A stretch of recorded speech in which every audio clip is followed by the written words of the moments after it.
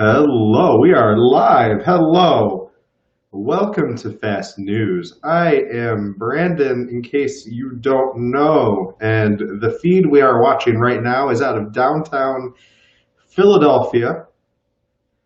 Um, Give me 1 second, and I will tell you the news stream that we are using because this is a news feed camera that we are using for this, and it deserves the credit. So it's ABC News. There you go. They have their watermark in there. It's ABC News. So that's ABC News footage of Philadelphia right now. You see beside me. I hope everybody is having a good night. I know we are starting to have some snowfall here in Buffalo. And if you live in the southern tier, you'll probably see more snow than people that live in the city like myself. But we will see. I think the news was saying about 3-4 inches. You know how the news is. The weather people, at least, they could be as wrong as they want, seemingly keep their job. So not really a shot at them. I get what they do is hard, and it's all predicting. So. But yeah, this is a live look again out of Philadelphia, and I am going to keep this live look out of Philly out unless this live look out in New York City is a little better, but I don't really think it is. You know, it might be. You know, we'll switch.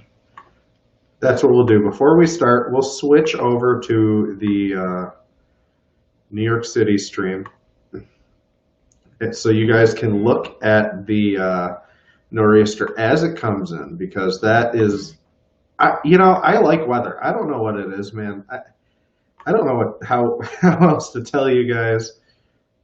I just like weather. Is that weird to say? Weather is fascinating to me. But let's get into this as we are looking at a live feed out of Times Square in New York City. So now that we got that up, let me read you the regular news. So, excuse me.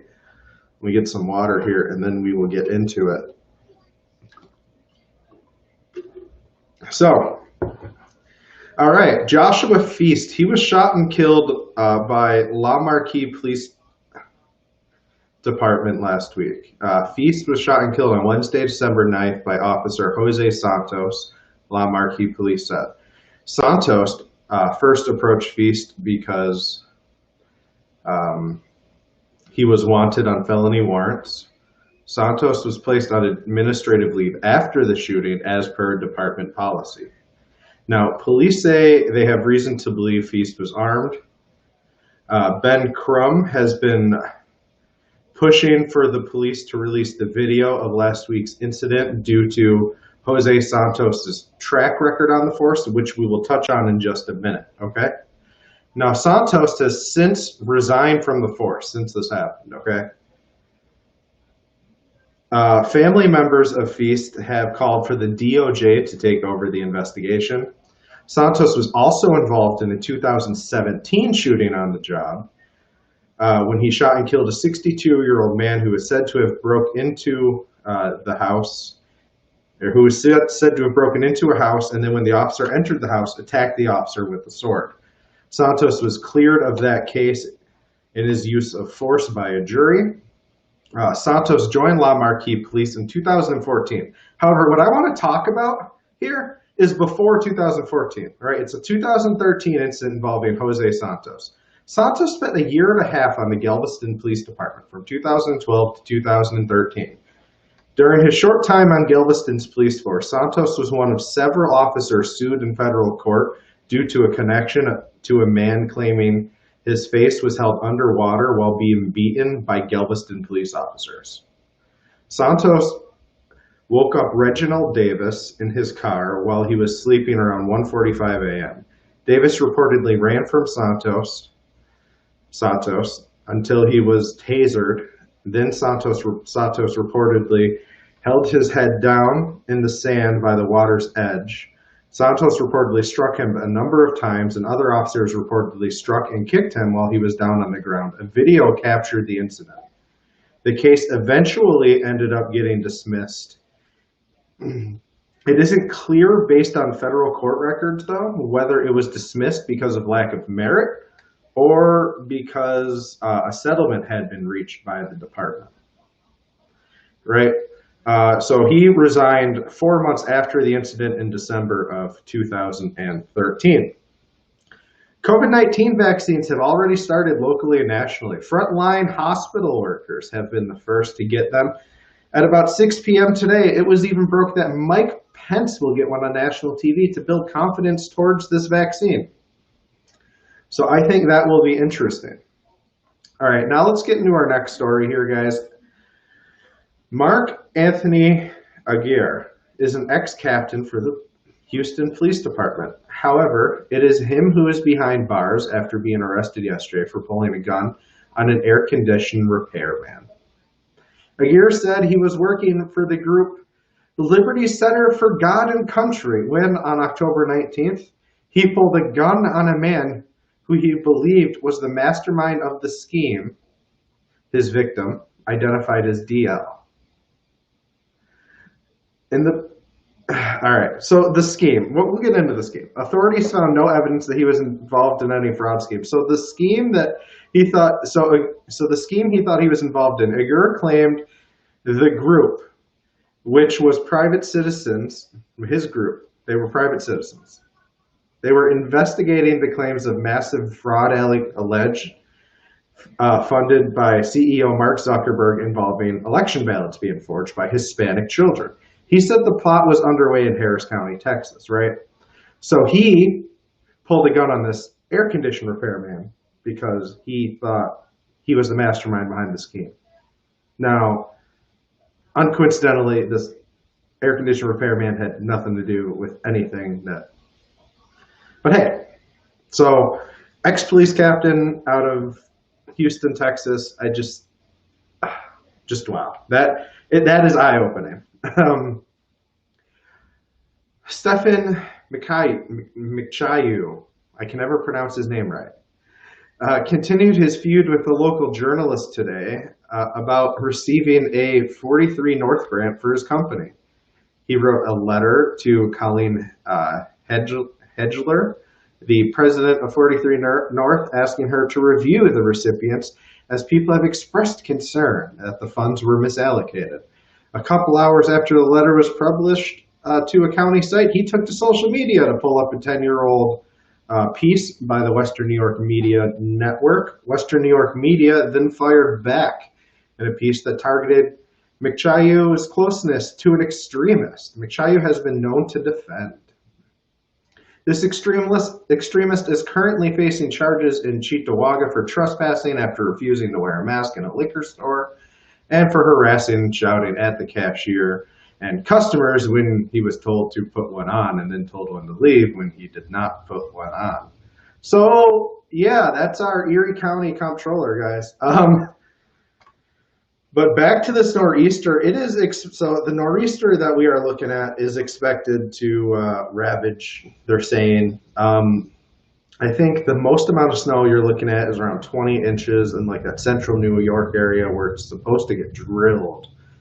Now the storm originally, the nor'easter, we're looking at it out of New York City here. I'm watching a couple other streams.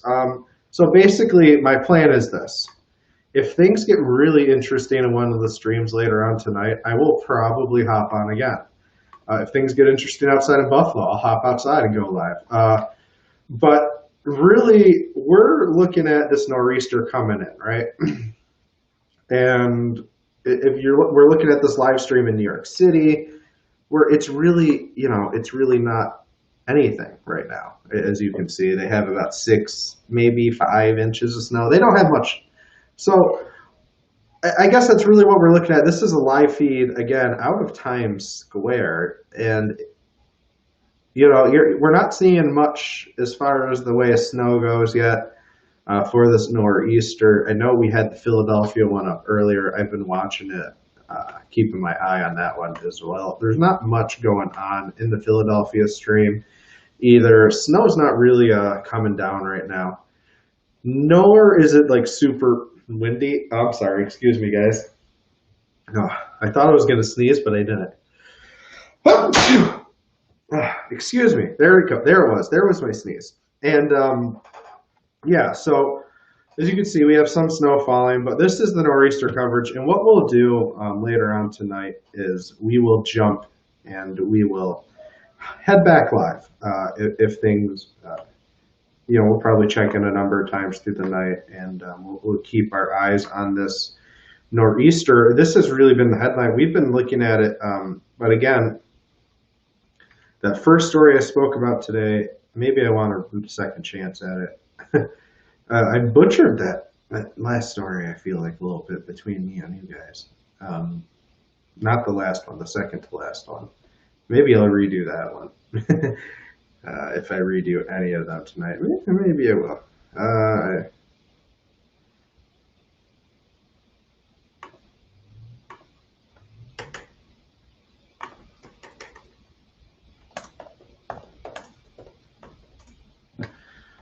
Okay. So what we will do, I think everyone's basically left. I want to retry that last one, that second to last story. And we'll keep this live feed here of Times Square. Even again, I usually try to keep these videos pretty short. We'll probably keep it pretty short, but I just want to redo this last story here. So, Mark Anthony Aguirre is an ex-captain for the Houston Police Department. However, it is him who is behind bars after being arrested yesterday for pulling a gun on an air-conditioned repairman. Aguirre said he was working for the group Liberty Center for God and Country, when on October 19th he pulled a gun on a man who he believed was the mastermind of a voter fraud scheme. His victim, identified as DL in the police affidavit, is an air-conditioned repairman. Authorities have found no evidence that he was involved in any fraud scheme claimed by Aguirre. Aguirre claimed the group which was private citizens, was investigating claims of massive voter fraud allegedly funded by Facebook CEO, Mark Zuckerberg, and involving election ballots forged by Hispanic children. He said the plot was underway in Harris County in Texas prior to the November 3rd election, and to no surprise that those claims were not found to be true. So he is currently arrested for that. But again, guys, we're having a live look here on the Times Square nor'easter. There's not much going on. We'll probably swing back later if anything does go on. Thank you for joining me for Fast News, and for those of you who actually stayed for me to redo one, thank you guys as well. We will be back tonight, I am sure, with